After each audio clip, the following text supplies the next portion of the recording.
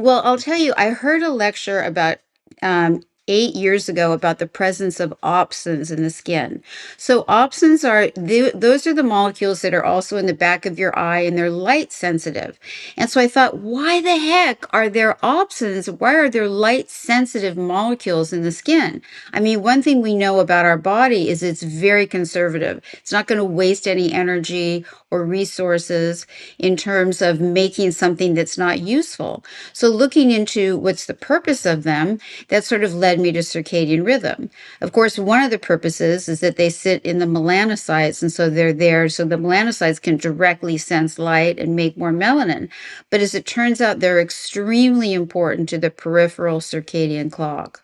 So that was one thing. And then I started learning about how night shift workers, people whose circadian rhythm were completely off, they had higher rates of death from cancer, inflammatory disease, and heart disease.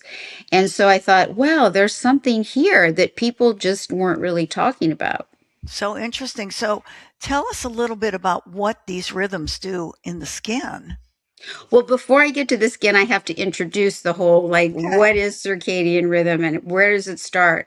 So it turns out that centrally, well, first of all, circadian rhythm, which is basically a diurnal variation. So you have changes that occur through a 24-hour cycle, right? Because that's how long the day and the night is.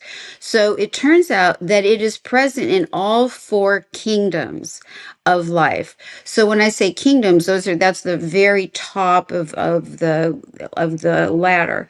So you have animals, plants, you have cells with nuclei, so that would be like amoebas, and then you have cells that don't have nuclei.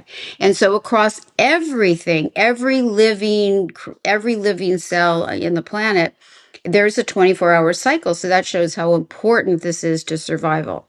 Okay, so in humans, the circadian rhythm begins centrally. So in the old part of our brain, in the thalamus. So that's the part of our brain that is most conserved. So it's in a place called the suprachiasmatic nucleus.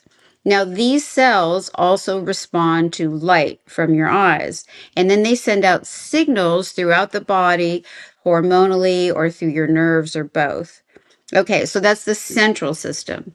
Now, every cell in our body, every organ has its own circadian rhythm that's basically directed by the central one, but also exists on its own.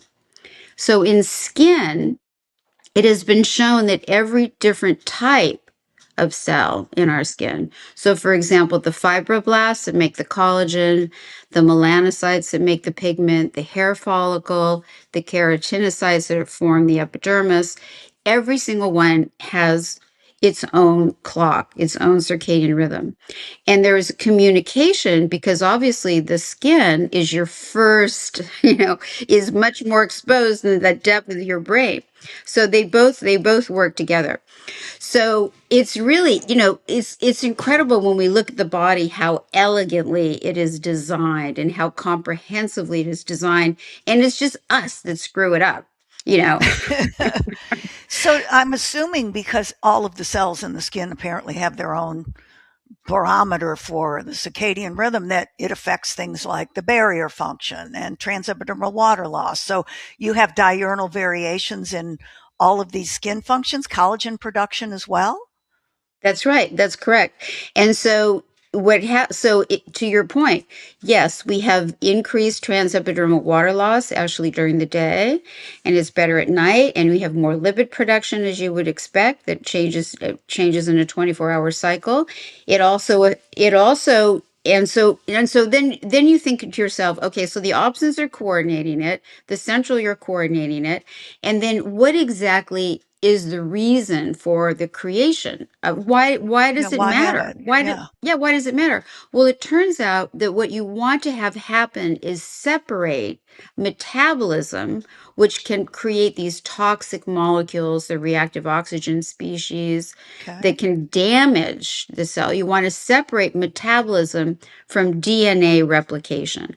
So that's the reason that it exists, because you don't want to damage your DNA. it's a very practical, and that's why it exists across every single kingdom. So, why did I become interested? Well, I became interested in the opposites, and then I learned about the clock genes.